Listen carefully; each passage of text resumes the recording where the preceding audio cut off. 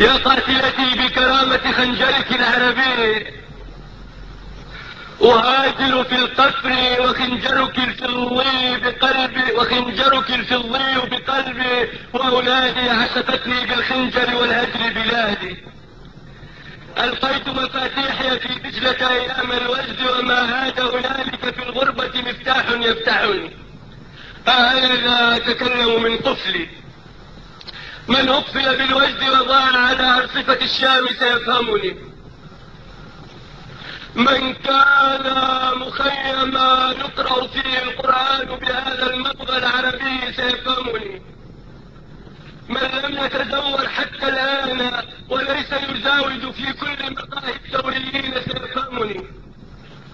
من لم يتقاعد كي يتفرغ للغو سيفهم أي طقوس للسرية في لغتي، وسيعرف كل الأرقام وكل الشهداء وكل الأسماء.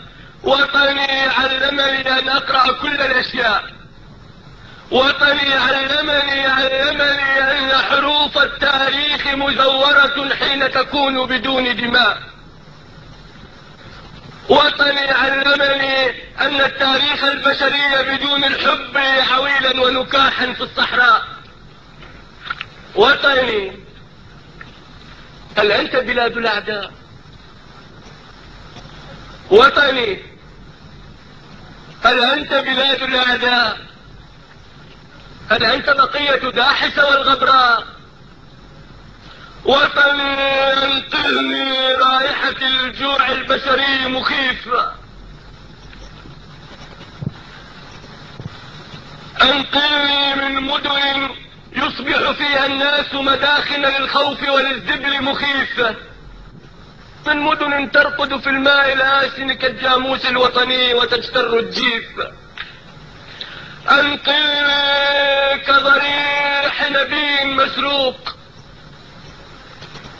في هذه الساعة في وطني تجتمع الأشعار كعشب النار، وترضع في غفوات البر صغار النوق. يا وطني المعروض كنجمة صبح في السوق، في العلب الليلية يبكون عليك، ويستكمل بعض الثوار رجولتهم ويهزون على الطبلة والبوق. أولئك أعداؤك يا وطني. من باع فلسطين سوى أعدائك أولئك يا وطني. من باع فلسطين وأسرى بالله سوى قائمة الشحاذين على عتبات الحكام ومائدة الدول الكبرى. فإذا أذن الليل تطق الأكواب بأن القدس عروس عروبتنا. آلا آلا آلا آلا، القدس عروس عروبتكم. فإذا أذن الليل تطق الأكواب بأن القدس عروس عروبتنا. آلا آلا، من باع فلسطين سوى الثوار الكتبة. أقسمت بأعناق أباريق الخمر وما في الكاس من السم، وهذا الثوري المدخم بالصدف البحري ببيروت تكرش حتى عاد بلا رقبة.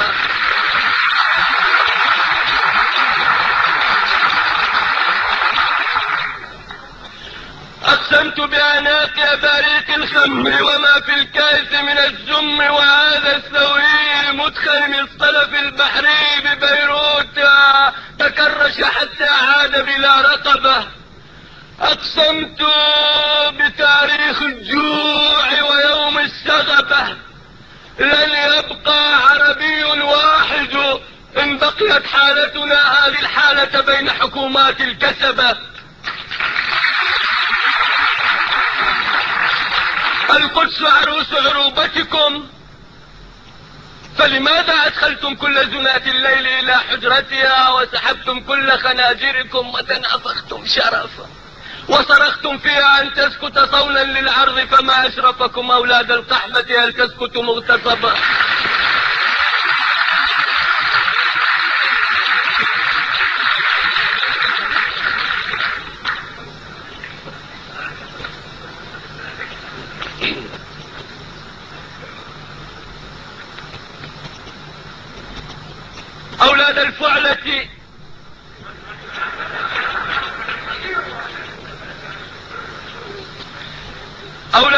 رسالتي لست خجولا حين أصارحكم بحقيقتكم.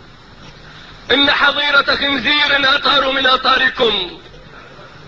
تتحرك دكة غسل الموتى، أما أنتم لا تهتز لكم قصبة. الآن أعريكم. في كل عواصم هذا الوطن العربي قتلتم فرحي. في كل زقاق أجد الأزلام أمامي. أصبحت أحاذر حتى الهاتف، حتى الحيطان، وحتى الأطفال. أطيع لهذا الأسلوب الفج. وفي بلد عربي كان مجرد مكتوب من أمي يتأخر في أروقة الدولة شهرين قمريين. تعالوا نتحاكم قدام الصحراء العربية كي تحكم فينا. أعترف الآن أمام الصحراء بأني مبتلل وبذيء كهزيمتكم. يا شرفاء المهزومين، ويا حكام المهزومين، ويا جمهورا مهزوما، ما أوسخنا ما أوسخنا ما أوسخنا ما أوسخنا، ونكابر ما أوسخنا، لا أستثني أحدا.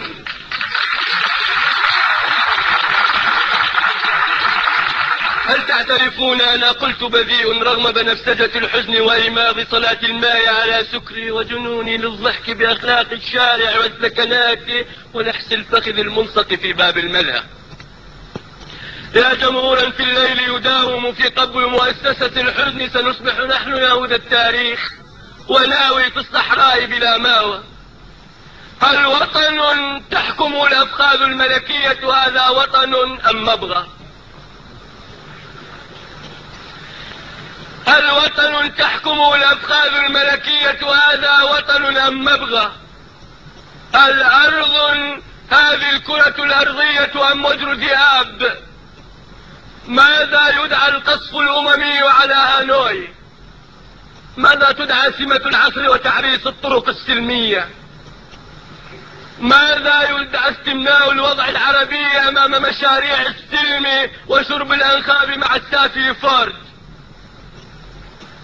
ماذا يدعى أن تتقنع بالدين وجوه التجار الأمويين؟ ماذا يدعى الدولاب الدموي ببغداد؟ ماذا تدعى الجلسة في الأمم المتحدة؟ ماذا يدعى إرسال الجيش الإيراني إلى قابوس؟ وقابوس هذا سلطان وطني جدا، لا تربطه رابطة ببريطانيا العظمى. وخلافا لأبيه ولد المذكور من الماجد ديمقراطيا، ولذاك تسامح في لبس النعل ووضع النظارات.